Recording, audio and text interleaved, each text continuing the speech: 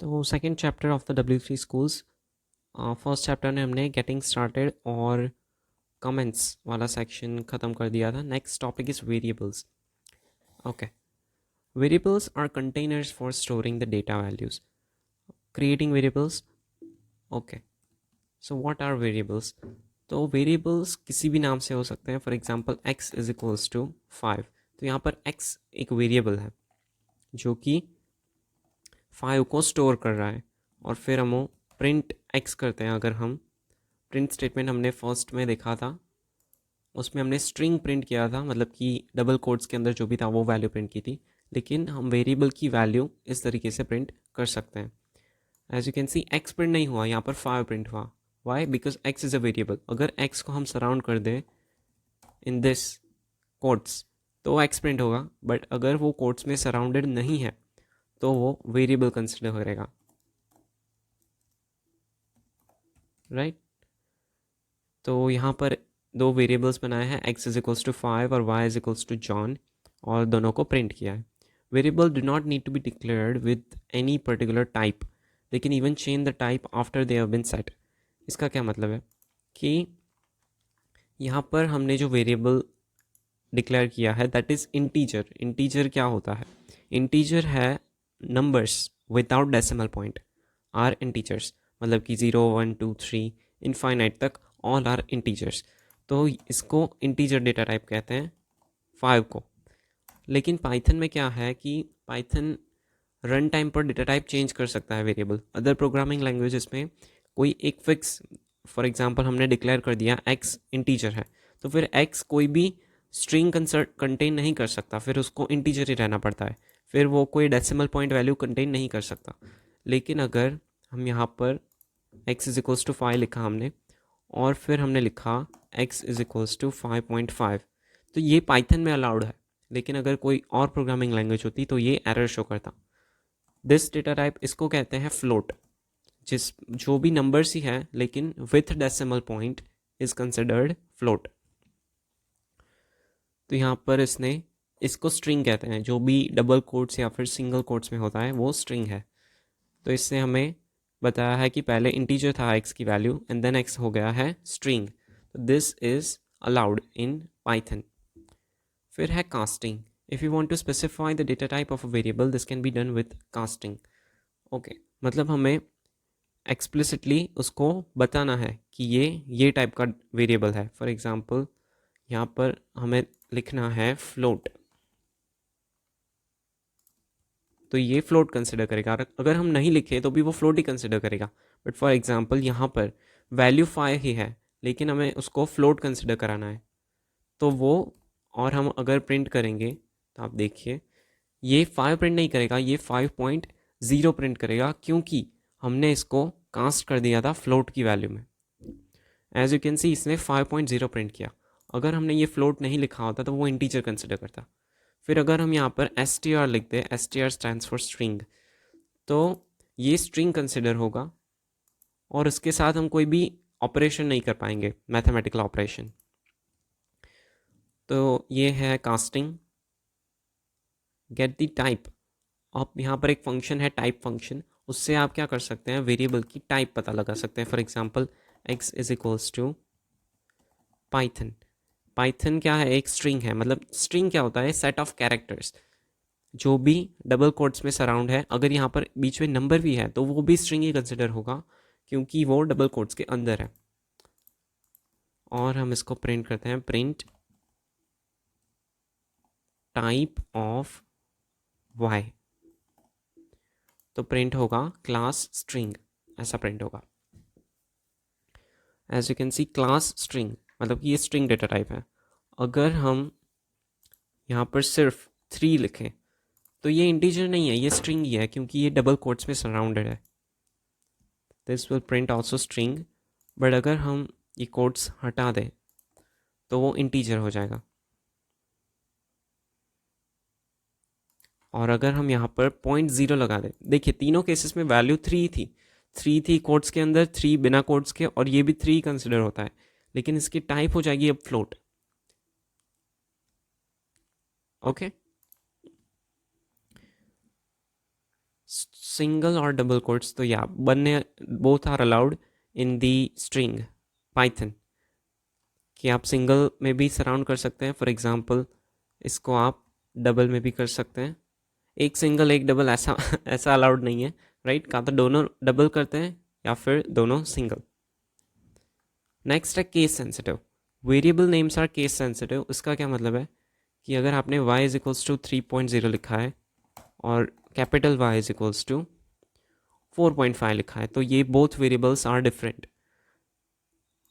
अगर हम y को प्रिंट करें एंड दूसरी लाइन में प्रिंट कैपिटल Y करें, राइट, तो फर्स्ट 3.0 प्रिंट होगा, देन 4.5 प्रिंट होगा। ओके ओके, तो नेक्स्ट चलते हैं। वेरिएबल के ही सब पार्ट्स हैं, ये हमने पाइथन वेरिएबल कंप्लीट किया। अब वेरिएबल नेम्स आएंगे, फिर ये सब पार्ट्स आएंगे। ओके, तो वेरिएबल को डिफाइन करने की कुछ रूल्स हैं। ये रूल्स क्या है, तो हम लिखते हैं यहाँ पर वेरिएबल रूल्स। फर्स्ट रूल है कि variable can not start with number, मतलब कि 0 to 9 से स्टार्ट नहीं हो सकता है कोई भी वेरिएबल।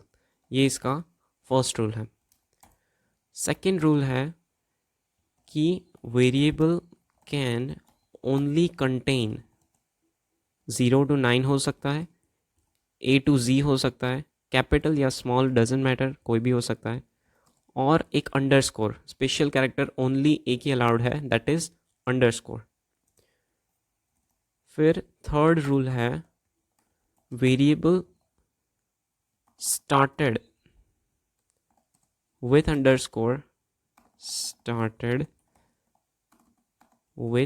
Underscore are private.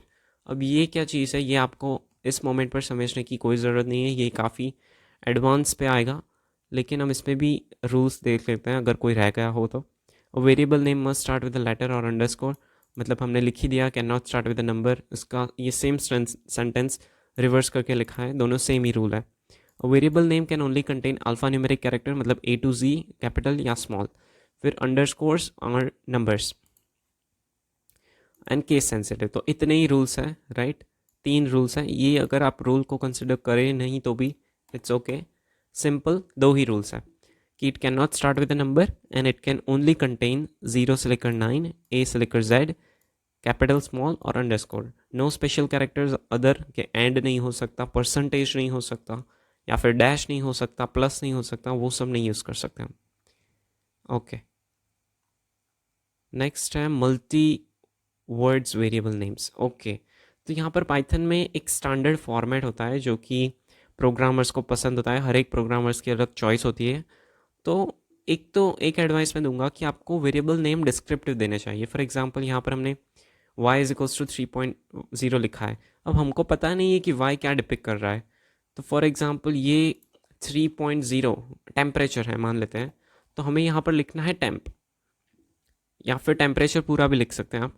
तो ये वेरिएबल के नेम जो होते हैं वो डिस्क्रिप्टिव होने चाहिए, मतलब कि वेरिएबल के नेम से ऊपर से उसकी वैल्यू का हमें अंदाज़ा आ जाना चाहिए कि ये कौन सी टाइप की वैल्यू होगी और क्या वैल्यू होगी।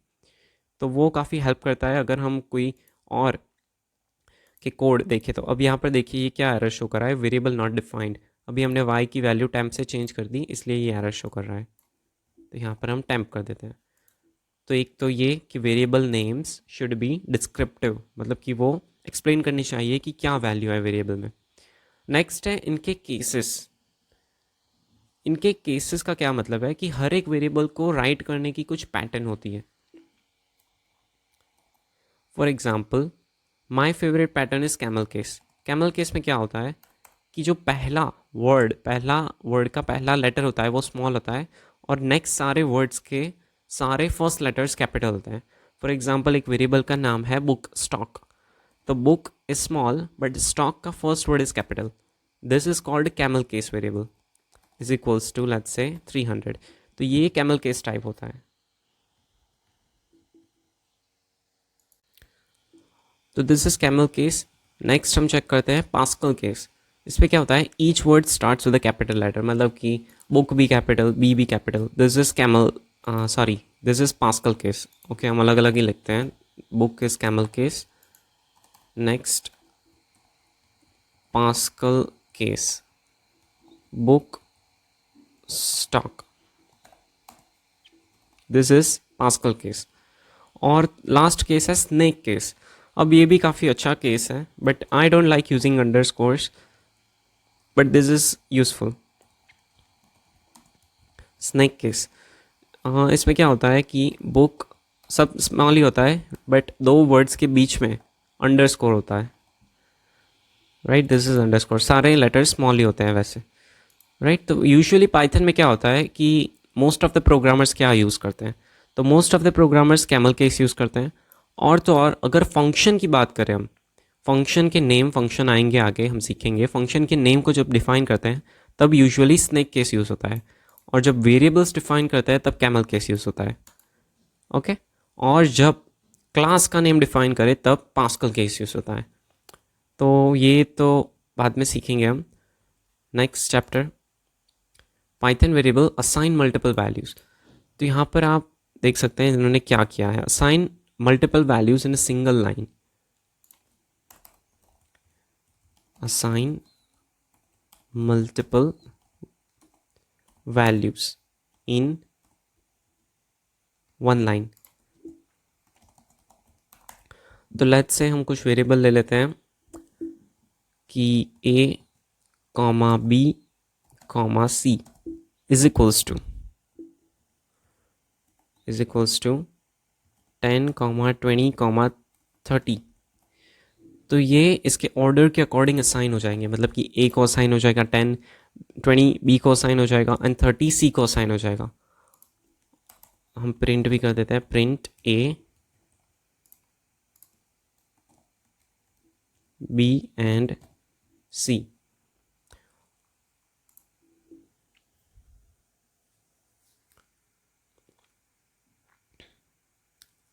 तो यहाँ पर आप देखिए 10, 20, 30 प्रिंट हो चुका है। This is how you can assign multiple values in one line, but ये आप मत करना because this is not readable. यहाँ पर हमें a is equals to 10, b is equals to 20 और c इज इक्वल्स टू 30 लिखेंगे तो ये काफ़ी रीडेबल होगा। और अगर ये आप 3, 4, 5 तक कर सकते हैं, लेकिन मान लीजिए आपके पास 100 वैल्यूज़ है, 100 वेरिएबल्स हैं, तो ऐसे यूज़ करेंगे तो आप क्या गिनने बैठेंगे कि कौन सा सीक्वेंस है 1, 2, 3। तो this is not a good method, लेकिन ये है तो सीखना ज़रूरी है। नेक्स्ट है one value to multiple values. तो ये यूज़फुल थोड़ा हो सकता है। फॉर एग्जांपल आपको सारे वेरिएबल्स को सिर्फ 10 ही असाइन करना है, मतलब कि सारे वेरिएबल्स की वैल्यू सेम है। इसको कॉपी करते हैं, असाइन सेम वैल्यू